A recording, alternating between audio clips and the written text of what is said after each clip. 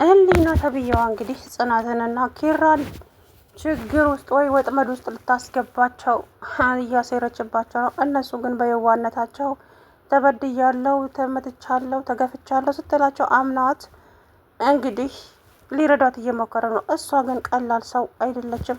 የኪራን ስቃይ እንግዲህ ሊቀጥል ነው አንድ ብሎ ማለት ነው። እና ሌላኛው ሀኒቾ የማትፈልገውን ሰው ልታገባ እንደሆነ እንግዲህ የእንጀራ እናቷ እየነገረቻት ነው። ሌላኛው ኒናዬ ከታገተችበት ሌላ ቦታ አዘዋወሯት ማለት ነው። በሚያሳዝን ሁኔታ እንግዲህ ምን እንደሚፈጠር አላግም። ከባድ ነገር ነው የሚሆነው ማለት ነው። ምክንያቱም እያደረገች ያለችው ነገር አይታችኋል ማለት ነው። ማለትም ህሊና ወጥመድ ውስጥ እሱን ከከተተች በኋላ ኪራና ሁለቱን አንድ ላይ ሊይዙ ማለት ነው። እና እንግዲህ ከዚህ በኋላ ከባድ ችግር እንደሚፈጠር ኒናዬን ከዛ አሸጋግረው ወደ ሌላ ቦታ ወስደዋታል ማለት ነው። ብቻ ከባድ ነው። ዞሮ ከዚህ በኋላ እንግዲህ ምን እንደሚመጣ አብረን የምናየው ነው የሚሆነው። ግን በዚህ ልክ የሰው ልጅ ክፋቱ ከባድ ነው እና ኒናዬን እንግዲህ አሁን ከታገተችበት ቦታ ሌላ ቦታ ወስደዋታል ላዙረው ማለት ነው።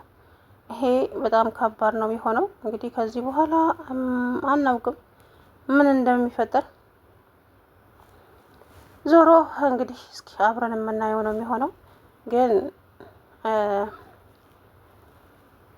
የነ ኪራና የጽናት የዋነት የእውነት በጣም ነው የሚያስደንቀኝና እነሱ በየዋነታቸው ሰው ገደል ግቡልኝ ቢላቸው እንኳ ገደል ይገባሉ ማለት ነው። አያችሁ። ግን እሷ አባቴ ምን አይነት ልጅ ምን አይነት ጠንካራ ልጅ እንደሆንኩኝ ቢያውቅ እኮ በቃ ለካ የኔ ልጅ ናት እንዴ ብሎ ይለኛል። ስለዚህ አባቴ በእኔ ልትተማመንብኝ ይገባል እንጂ ልታፍርብኝማ በፍጹም አይገባም እያለች እንግዲህ ወይዘሪት እንትን እያለች ነበር ማለት ነው። ዞሮ እንግዲህ ከዚህ በኋላ ምን የሚፈጠር ይመስላችኋል? ከዚህ በኋላ እጂ እንደዚሁ እየገፉኝ ነው፣ ሰውየው እያስቸገረኝ ነው፣ በዚህ ጋር እየወጣ በዛ ጋር እየገባ እያለች የማይሆን ነገር እያወራች ነው ማለት ነው ወይዘሪት ህሊና አውቃ። አባትየውም ታዲያ አንቺ ልጅ እያደረግሽ ያለሽው ነገር ልክ ሆኖ ስላልታየኝ ከዚህ ቤት የትም አትወጭም። አባዬ እኔ እኮ ትልቅ ሰው ነኝ፣ ለምንድን ነው ነገሮችን ባንተ እንድመራ የምታደርገኝ አለችው። አይ እንደዛ ሳይሆን እንደዚህ መሆን ስላለበት ነው፣ ከቤት መውጣት የለብሽም አላት። ኒናዬን እንግዲህ ናቴ ነው የሚያስቀኛ። የናቴ ዘጥ ዘጥ አያስቃቸው? ዝም ብሎ መዘዘጥ ብቻ እኮ ነው፣ ምንም ትርጉም የሌለው ዘጥ ዘጥ። ኧረ ወዲያ ናቴ። የናቴ ውፍረት ግን ጌታ ሆይ እኔ ለሱ ተሳቀኩኝ እኮ ፈጣሪ። ከዛም እንግዲህ ናቲ ደውለውለት ኒና ትወዳታለህ አይደለ እንዴ ሲሉት፣ አዎ እወዳታለሁ፣ እንግዲያውስ ዛሬ የመጨረሻ ነው፣ ኒናን በህይወት አታገኛትም ብሎ አለኝ ሲል እንግዲህ እያለቀሰ ሲናገር ነበረ። ከዛ መርማሪ ጆ እንግዲህ አግኝቶት መርማሪ ጆ አንተ ምንድን ነው እሱ የሆነ የደበቅከው ነገር እንዳለ ይሰማኛል፣ በዛ ላይ ተደነግጣለህ። አይ መርማሪ ጆ ምንም የለም እባክህ፣ ምንም የምነግርህ ነገር እኮ ስለሌለ ነው፣ ለዛም ነው፣ ተው እባክህ ብትነግረኝ ይሻላል ብሎ ቢለውም እሱ ግን እምቢ አለ።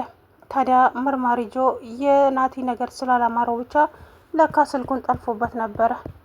ስልኩን ጠልፎ እንግዲህ ምን እንደሚያወራ ምን እንደሚያደርግ እያንዳንዱን ካለበት ድረስ እነ ኪራ ባሉበት ቦግ ብሎ ሄደ። እነሱም ደነገጡ። መርማሪ ጆ እንዴት መጣህ እዚህ? ቆይ እናንተ ለምንድን ነው የማትናገሩት? ማነገረህ ላንተ? እኔማ ቅድም እሱ ደንግጦ ወዲያ ወዲህ ሲሮጥ እኮ ምንድን ነው የሆነው ብዬ መጥቼ ብጠይቀውም እሱ ግን ምንም አይደለም። አዎ መርማሪ ጆ ብንነግርህም እኮ ነገሩ እየተባባሰ ይሄዳል ብለን ነው፣ ለዛ ነው መርማሪ ጆ ምናምን አለ። ከዛም ቢሆንም ምንም ቢሆን እኮ የህግ አካል ነኝ እኔ፣ ነገሩ እኮ እንደዚሁ በቀላሉ እንደምታዩት ላይሆን ይችላል፣ ስለዚህ እረዳችኋለሁ ብዬ ነበር። አሁን እናንተ እዚሁ ጋር ጠብቁኝ እስኪ ቆይ እኔ ግን ቦታውን አግኝቼዋለሁ ምናምን እያለ ወደ ውስጥ ገብቷል። እንግዲህ ኒናን ከዛ ካላሸሿት በስተቀር ያገኛታል ብዬ ተስፋ አድርጋለሁ። ካላገኛትም እንግዲህ እናቴ ጨርቁን ጥሎ መዝለሉ ነው ዛሬ። እናም ኒናዬ እንግዲህ ጽናት በህልሟ እያየቻት ጽናት አድኝኝ እያለች ነበር ማለት ነው። እና ዞሮ ከባድ ነው አንዳንዴ ነገሮች እኛ በምንፈልጋቸው ቦታ አይሄዱም ማለት ነው። እና እንግዲህ ምን እንደሚፈጠር ምንም የምናውቀው ጉዳይ የለም ማለት ነው። ብቻ ዞሮ አስቸጋሪ ይሆናል ማለት ነው። ብቻ የሰው ልጅ በዚህ ደረጃ እንደዚህ ክፋት፣ ምቀኝነት፣ ተንኮል ለምን እንደሚያስፈልግ አላውቅምና እንግዲህ ብቻ ከባድ ነው እውነት እና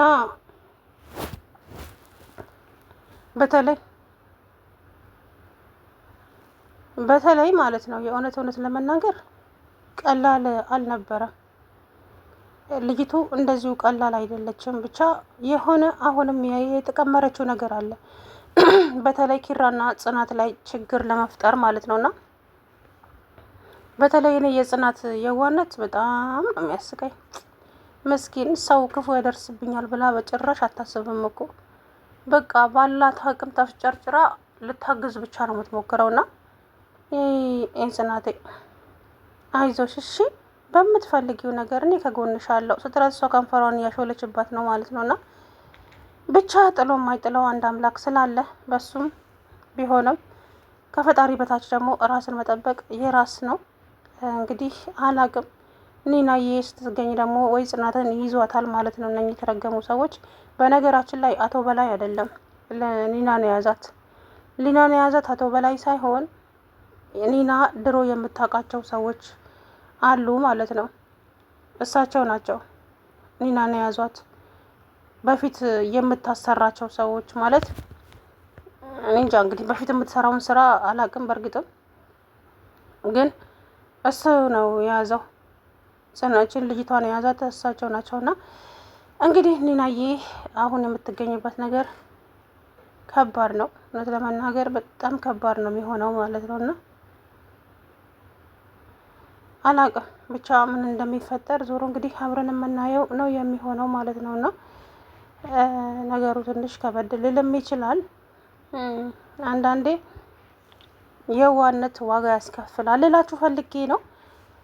እንግዲህ ወይዘሪት ቤቲ ደግሞ ባንተ ሰበብ ነው አይኔን ያጣሁት፣ ባንተ ሰበብ ነው እንደዚህ የሆንኩት፣ አሁን ተራው የኔ ነው፣ እሰራልሃለሁ፣ ምን እንደማደርግህ አታውቅም፣ ከዚህ በኋላ ሂድ ስልህ ትሄዳለህ፣ ቁም ስልህ ትቆማለህ፣ ቁጭ ብለህ ስልህ ትቀመጣለህ፣ ተንፍስ ስልህ ትተነፍሳለህ፣ ሁሉም ነገር በእኔ ነው ከዚህ በኋላ የሚሆነው፣ አይ የምትል ከሆነ የማደርገውን እኔ አውቃለሁ ብላ እንግዲህ እያስፈራራችው ትገኛለች ማለት ነውና እንግዲህ ወይዘሮ ኒና እንዴት እንደሚያደርጋት አላያችሁ። ብቻ ከባድ ነው የሚሆነው ማለት ነው። ብቻ አላቅም እውነት ለመናገር እንደዚህ አይቀጥልም። ነገሮች እንዳሰብናቸውም ላይሆኑም ይችላሉ ማለት ነውና ብቻ የኒና ነገር ትንሽ ያስፈራል። ይሄ በጣም ነው የሚያሳስበውም። ምክንያቱም ኒና እንግዲህ አሁን ያለችበትን አድራሻዋን አንድ ጊዜ ብቻ ስልክ እንድትደውል ብቻ ነው ያደረጓት ማለት ነው። ስለዚህ አንድ ጊዜ ብቻ ድምጿን አሰማት። ከዛ በኋላ ያው እንትን አለው ማለት ነውና እንግዲህ ምን እንደሚፈጠር የምናውቀው ጉዳይ የለም ማለት ነው። ከዚህ በኋላ ብቻ ከባድ ነው እውነት ለመናገር አንዳንድ ጊዜ እንግዲህ ወይዘሪት ህሊናም ያሰበችው ነገር እንዳለ ግልጽ ነው። ምክንያቱም የማይሆን ነገር አስባለች። እሱም ምንድን ነው ኪራና ጽናትን ወጥመድ ውስጥ ልትከታቸው ማለት ነው። በቃ ወጥመድ ውስጥ ልታስከታቸው ሁለቱን ሰዎች ማለት ነውና ከዚህ በኋላ እንግዲህ ኪራም በማያስፈልግሽ ነገር ታግዥናለሽ፣ በሁሉም ነገር አብሬሽ አለው እያለች ነበር ማለት ነውና እንግዲህ አላቅም ዞሮ አንዳንዴ ምንም ሰው ክፉ ቢሆንም ጥሩ ቢሆንም ራስን መጠበቅ ግዴታ ነው ብዬ ተስፋ አድርጋለሁ። እዚህም እንግዲህ አላቅም ብቻ ያሳፍራል። እውነት የዚች የሊና ነገር ሌላ ነገር ሊያመጣባት ይችላል ማለት ነው። ጽናት ላይ ልታሳግታት ትችላለች። አቶ በላይ እጅ ገባች ማለት ጽናት በቃ ሁሉም ነገር አበቃ ማለት ነው። እውነቴን ነው። ስለዚህ ጽናቴ ቶሎ ብላ ከዚች ልጅ ማምለጥ አለባት። እሷ እያስገደዱኝ እንደዚህ እያደረጉኝ ነው፣ በዚህ ጋር ወጥቶ በዛ ጋር ወጥቶ እያለች ልጅቷን የማይሆን ነገር ወጥመድ ውስጥ ልትከታት ቆርጣ ተነስታለች። ወይዘሪት ማን ህሊና ማለት ነው። አቶ በላይ ደግሞ ከቤት እንዳትወጪ እዚሁ መሆን አለብሽ እያለ እንግዲህ ቢቆጣጠራትም እሷ ግን አልቻላትም ማለት ነው። ሰላም ድና የተከበራችሁ የቻናሌ ቤተሰቦች እንዴት ናችሁ? አለሁ ደህና ነኝ። እንግዲህ ወይዘሪት ህሊና ጽናትና ኪራን ወጥመድ ውስጥ ልትከታቸው ነው ማለት ነው።